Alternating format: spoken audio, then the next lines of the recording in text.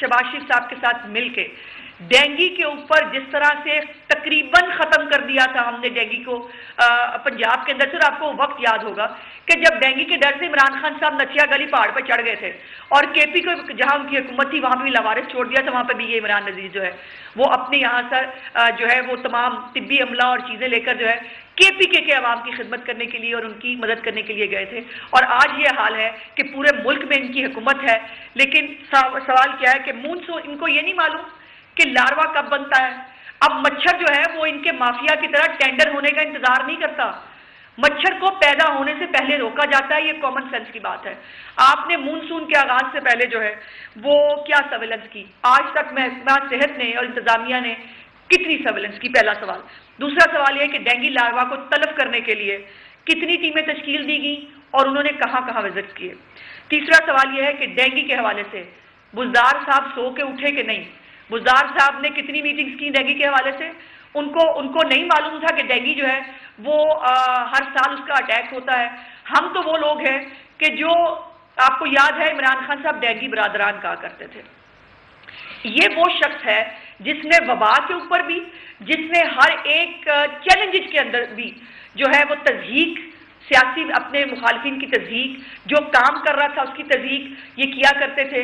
लेकिन अल्लाह ताला की ज़ात बड़ी बेनियाज है कि खुदा ताला हमेशा मेहनत करने वालों को और उनका साथ भी देता है, उनकी मदद भी करता है।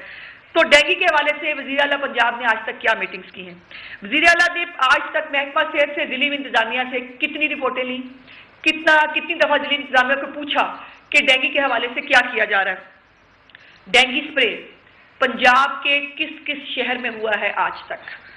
उसके बाद पंजाब में सरकारी अस्पतालों में डेंगी के हवाले से कौन सी सहूलियात फराहम की गई हैं पंजाब के अवाम के लिए।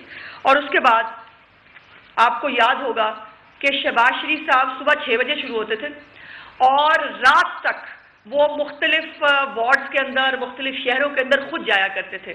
बुज़दार साहब आज तक 7 क्लब से बाहर निकले हैं। मोहतरमा यास्मीन राशिद साहबा ने किसी सरकारी अस्पताल का दौरा किया है? क्या उन्होंने जाके देखा है कि वहां क्या हो रहा है, वहां क्या हालात है? लेकिन नहीं, चूंकि ये सिर्फ यहाँ पर तफरी करने के लिए आए हैं। ये अंडर ट्रेनिंग टीम जो है ये पता नहीं हम में से कितनों को लेके जाएगी।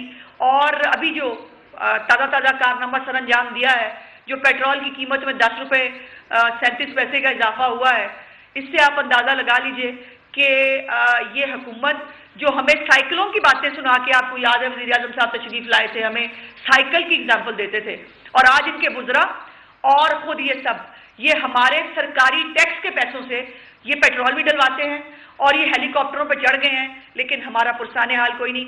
मैं सलमान भाई से पहले रिक्वेस्ट करूंगी कि वो कुछ इसके हवाले से टेक्निकल जो चीज़ें हैं वो हम आज वॉलंटियर करने के लिए बैठे हैं तीनों, कि अगर अकल इनके पास नहीं है और जो एक्सपीरियंस हमारे पास मौजूद है, हम आज भी इनकी मदद करने के लिए और आज भी इनके साथ खड़े होने के लिए तैयार है, क्योंकि हमारा पंजाब सफ़र कर रहा है, हमारे पंजाब के लोग सफ़र कर रहे हैं। सो अकल अगर इनके पास नहीं है तो कहीं से भाई उधारी ले लो, और यहाँ सलमान भाई भी और इमरान भी इनको थोड़ी थोड़ी अकल बांटने की कोशिश करेंगे। आए सलमान।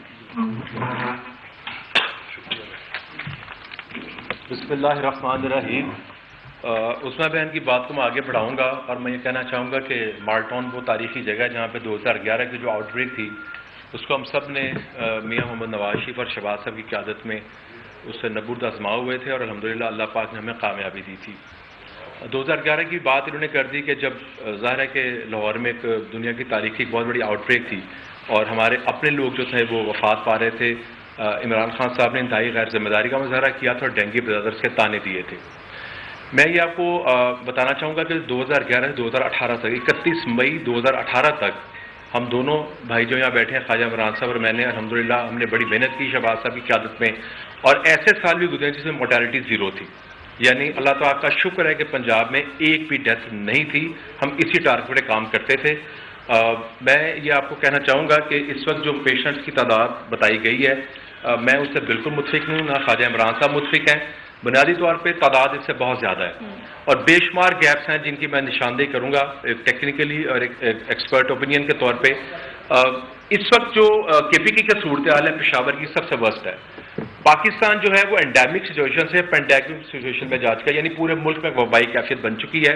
और बिलखसूस KP के पेशावर और उसके इर्द गिर्द के शहर, पंजाब में लाहौर रावलपिंडी और कैपिटल जो है इस्लामाबाद, ये इसका मेन वबा का फोकस है। और बदकिस्मती से मोर्टेलिटी की रेशो भी काफ़ी इस वक्त ज़्यादा है। जो पेशेंट्स की तादाद बताई जा रही है कंफर्म पेशेंट्स की, वो इससे बहुत ज़्यादा पेशेंट्स हैं। बल्कि मैं ये कहना चाहूँगा कि जो सस्पेक्टेड पेशेंट्स हैं इस वक्त, अगर आप देखें तो एक्सपर्ट्स के मुताबिक आप उनको भी कंफर्म ही कहेंगे, बगैर किसी हुज्जत के क्लिनिकल जजमेंट पे जो OPD में डॉक्टर बैठा है, और अगर उसने रिफ्रेशर कोर्स किया है DAP का, ये बड़ा इंपॉर्टेंट है क्योंकि इस साल रिफ्रेशर कोर्सेज नहीं कराए गए। हर साल डॉक्टर्स ट्रांसफर होते हैं, HOs आते हैं चले जाते हैं, PGs आते हैं चले जाते हैं, जनरल प्रैक्टिशनर्स को बिल्कुल टच नहीं किया गया किसी सुबह पंजाब के शहर में, इस्लामाबाद में या KP के में। GPs के बाद जो पेशेंट्स आ रहे हैं वो इस सिस्टम में नहीं आ रहे। जो मेन प्राइवेट अस्पताल हैं उनके कुछ पेशेंट्स सिस्टम में आ रहे हैं। बल्कि मैं ये कहना चाहूँगा कि बाज़ अस्पतालों को यह भी कहा गया है, और ये मुसद्दका बात है मेरे पास, कि आप मोर्टेलिटी को कम से कम बताएं, पेशेंट्स को कम से कम बताएं। अस्पतालों की जो बेड की सूरत आपको बताती है उसमें फ्रॉड क्या है? फ्रॉड ये है कि आपने प्रोटोकॉल बना दिया है कि प्रेडेट्स में वो 50,000 से कम होंगे, हम दाखिला करेंगे। ये सरासर ज्यादती है, इससे मोर्टेलिटी की रेशो बढ़े